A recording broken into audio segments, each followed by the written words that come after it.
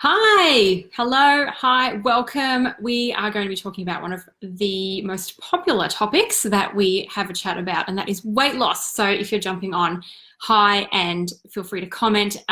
We're just going to be going through ways to make weight loss more fun rather than feeling like you are being tortured and you're sticking bamboo up your nails every single day. So that's what we're going to talk about. I'm really excited about this subject because nobody really teaches to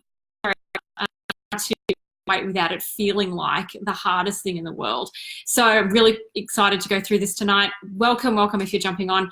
Okay, so I'm Pauline Hatch, by the way, if you haven't seen me before. And every Thursday night I jump on and just share a little bit of info around just all things health related, family, things like that. And I've been a writer for many years. I've been a journalist and a blogger, and I'm now actually officially a nutritionist, which is really weird to say. So yeah, I've just been able to add that to my belt as well. So that's really cool. And yeah, I just come on here to have a chat about different things. Hi, Lauren, and all these people jumping on, Jeff and Nate, Nicole, Kylie, and Sam. Hi, guys. So yeah, comment, contribute to the conversation. If you are on, I'd love to hear what you have to say about it as well. But so the reason I thought this would be relevant because actually at the end of April, I have next of challenge participants going through. So I thought, oh, well, let's talk weight loss because I'm actually going to be guiding my group through that 8-week challenge. So that's a really, really great challenge. We run it 4 times a year, and it's such a great way for hitting your health goals or your weight loss goals, because it doesn't require you to eat nothing all day or count calories or make separate meals. It's really designed to work well for mums and busy people, and it's a bit more simple than some of the other programs that I've done and tried. So if you're interested in that, you can just comment or PM me and I can send you out some info. That starts at the end of April. But yeah, I thought weight loss would be great because I've been thinking a lot about this and the way that I focus on how I keep myself and my family healthy. And I thought, well, maybe this is something that I need to start sharing more around, because just relying on willpower is not generally going to see you through. There's a lot of science out there that shows why willpower doesn't work. Found it didn't work, don't feel too bad, because that's the way that it is for everyone. I just don't really have time to go through it all right now. Nathan said, what about weight gain? I'm still a stick. That's a legitimate problem though. I do have mums that I speak to about weight gain. I actually have a person that I did help to gain weight, so I can explain that to you, Nathan, if you want. But for now, we'll talk about weight loss. But I mean, actually, this is still relevant because it's generally, I'm going to be talking about health in general. So stick around. Okay, so when we're talking about weight loss, generally, if you want to lose weight, chances are you're falling into one of 2 categories as to why. So it might be because you have gained a few extra kilos post-baby or something like that. Or, maybe just you've had a rough few years and you found that you were emotionally eating, or I procrastinationally eat. So if I have to do something I don't really want to do, I'll find a reason to eat so I don't have to do it. So I'd love to hear, because I don't know how many of me there are out there. But you might want to lose weight just because you've gained a little bit as you've gone along. And the other reason generally people are looking to lose weight is because Sam said, I procrastinate with coffee. Yes. The act of making coffee is something people do to procrastinate for sure. Hi, last few people who've joined. Hi, Joy and Nairi and Kate. So the other reason you might be wanting to lose weight is because your health is in a little bit of jeopardy. Like maybe your weight gain has meant that you're facing a health crisis, and so you have to lose weight to be able to get your health back again. So you don't have to say, but think about which category do you fall into. You might fall somewhere in the middle, but most people would generally fall into that, either because you need to lose weight because you just don't feel comfortable with your current weight, or because you have a health crisis going on and you need to actually lose the weight to be able to gain your health back. I mean, the thing is, these reasons are great reasons to lose weight. It doesn't even really matter why you want to lose the weight. the thing is that losing weight for whatever reason is not generally considered a super fun activity, right? When we think about losing weight, we go, I'm going to start the diet on Monday, and then I'm going to have to say no to all this stuff, and I'm going to eat carrot sticks, and I can't go out with the girls anymore for drinks because that's too many calories. And there's actually a lot of negativity around losing weight, and just that term losing weight, because so much of it means that you're going to be saying no and you're going to be depriving yourself. And then what happens is that we find that our willpower isn't enough and we fall off the wagon, we eat some stuff we shouldn't, we feel so guilty, and then we go, oh, I'll start again tomorrow. Today's a write-off, I'll start again tomorrow. There's nothing wrong with jumping back on the bandwagon again, by the way, but just that in general, it can feel like a really negative experience, because that whole thing about losing weight feels like you're saying, I'm going to say no to lots of stuff until I reach a certain number. Number is not inspirational all day, and it's not going to make you feel like going out and being healthy and exercising and making really great food choices, because numbers don't mean anything. If your goal is to weigh 60 kilos, then me saying 60 at you all day is not going to motivate you to make a great choice when you're tired in the afternoon and someone's offering you a donut. That's not going to mean anything to you. You're just going to go, oh, I'll think about it tomorrow, because 60 holds nothing. You know, it's just a number. Okay. I'm really going to try to stay on track tonight. I can feel myself veering off into other dimensions here, but I'm going to stick to my, to what I'm going to say. Okay. So what if we shift the goal a little bit, rather than looking at a number or even just saying, I'm going to lose weight? What if we shift the focus a little bit? So kind of like when you have binoculars and you can unfocus and focus. So if weight loss is your goal, then unfocus from that and focus on something a little bit different, something a little bit off to the side, where that's your focus and weight loss is the outcome, but not what you're focusing on. Let me explain that.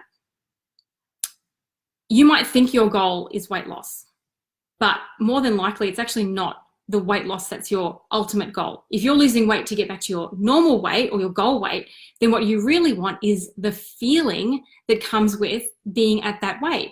So it might be feeling really confident, feeling really energetic, feeling like bouncing out of bed in the morning because you're really comfortable with yourself and the way you feel. It might mean being able to do things that you can't currently do because of your weight. So it's that incredible feeling of lightness and joy and that vibrancy. That might be the feeling that you are going to get when you reach your goal weight. It might even be, I mean, you know, we don't want to get too materialistic about it, but, you know, even things like pulling on that pair of jeans that you really love that you haven't been able to wear for 5 years or something. Like, how do you feel when you think about being able to pull those on and you don't have to use your little hair tie? Like, that I've had to do that before. Everyone knows, anyone who's had a baby knows that trick. You get your jeans to last a few more weeks. So it's all about the emotion that's tied to your goal. That's why I'm saying a number doesn't mean anything, but emotion means something. That's inspiring. A number won't inspire you, but that emotion will inspire you as you're going on your journey. So the goal is not weight loss, it's regaining your life. And it's the same if your goal is weight loss because you need to get your health back under control, then the feeling associated that is having no fear anymore about your health, you know, not worrying about maybe you're going to have a heart attack or something like that, like getting back that feeling of safety and security and longevity and that energy that comes back with losing that weight and being healthy again, getting off medications that give you side effects. Like, how would that feel to chuck your medication away? How would it feel to just get up in the morning and know that you are like, you know, for the long haul? That's an emotion you can hang on to while you're losing weight to get your health back. If the doctor says to you, you need to lose 20 kilos, that's great, but that's a number and it doesn't mean anything. But if you think about, all right, when I lose those 20 kilos, I'm going to be back in the safe zone. I'm going to be great. I'll be able to play with my kids again. I'll be able to ride my bike again, whatever it is. What's the emotion that's tied to that goal? Forget the number and think about the feeling that you need to feel, that let that well up in you, like really dwell on it and let it go really deeply into your heart and into your mind. Did you ever watch The Biggest Loser? I don't even know if that show is on anymore. My husband and I used to watch it all the time. Hilariously, we used to watch it when we were young and silly. We'd watch The Biggest Loser whilst eating ice cream. Who else did that? Don't leave me alone here, guys. Tell me if you used to do that as well. But the interesting thing about that is that those contestants, they would get on the treadmill and they would try to run and they'd say, I can't do it. The trainers would work with them.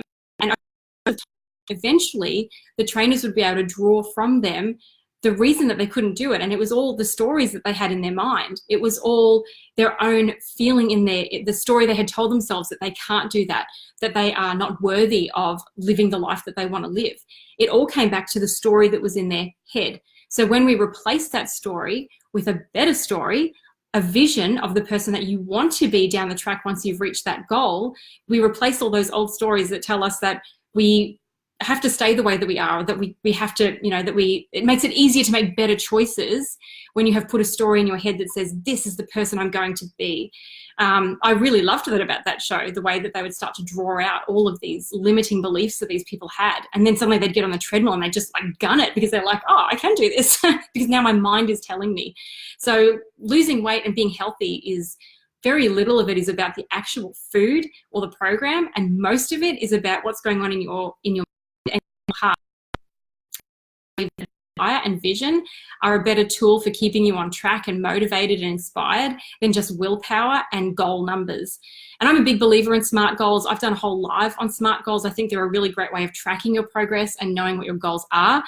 And when we if you haven't heard of SMART goals, basically it's just the 5 letters, SMART. It's specific, measurable, attainable, relevant, and time bound. And the biggest one out of those is R. It's relevant. That's your why. If you don't have a powerful enough why to make all those hard decisions during the day to say no to that and yes to that, then you're relying completely on willpower. And our willpower is not infinite. We have finite willpower. That's why we're so strong in the morning, and by the afternoon we start to cave, and by night we're eating an entire block of chocolate, because we just don't have sustainable willpower to be able to get you through for the rest of your life. And you really want to set yourself up to be, it all comes back to the vision that you have in your mind of the person that you want to become and the person that you want to stay for the rest of your life. And it's really it's about setting yourself, it's kind of like giving yourself a mission rather than just a goal. You're setting yourself a mission statement for what the person that you want to become as you're going on that journey. It's just much easier to make better choices if you're standing at a buffet of desserts, right? And you're thinking in your head, oh, I've got to lose 10 more kilos. I better not eat this. But, oh, man, that caramel slice looks really great. And maybe if I just nibble off the corner of it, but, that's really easy to fall into that trap.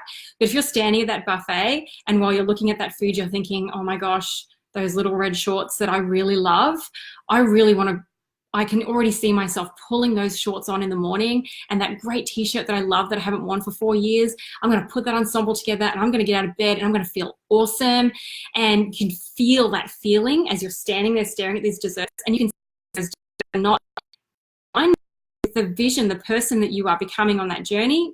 It's easier to say no because you know that's not going to get you to where you want to go and be the person that you want to be. So the other thing is too that I think when we start to see health and weight loss and things like that in this way, it also means that we're doing our kids a favor too, because we stop using those really negative,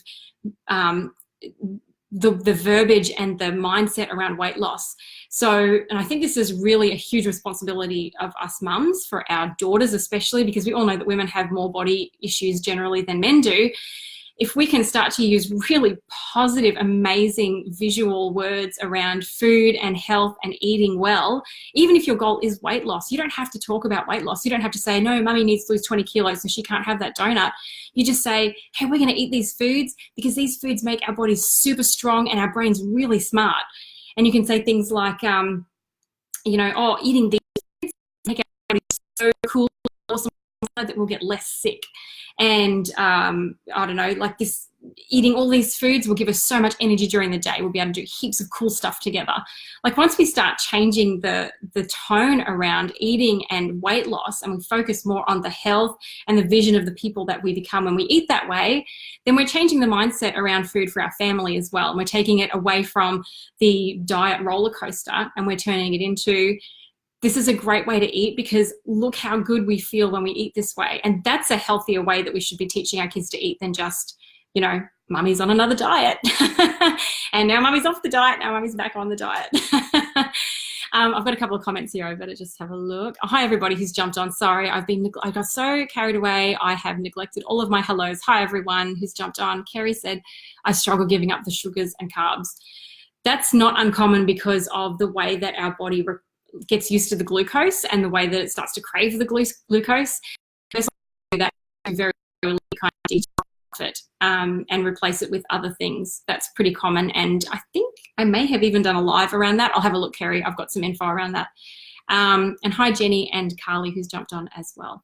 All right, so that's pretty much what I wanted to share. So I would just leave you with this, like, have a think about, if you are wanting to lose weight, like, have a think about your why behind it, everything I've just talked about. Like, can you dig deeper and really start to see what your real goal is? And can you go so deep that it becomes a real feeling that you can feel when you know that you've reached that weight, that you've got your health back, that you've got that energy, that you're jumping out of bed, that you're planning to run a marathon, whatever it is. Like, really allow yourself to feel that feeling, and that will carry you through so much more powerfully than just having a number and checking the scales every week.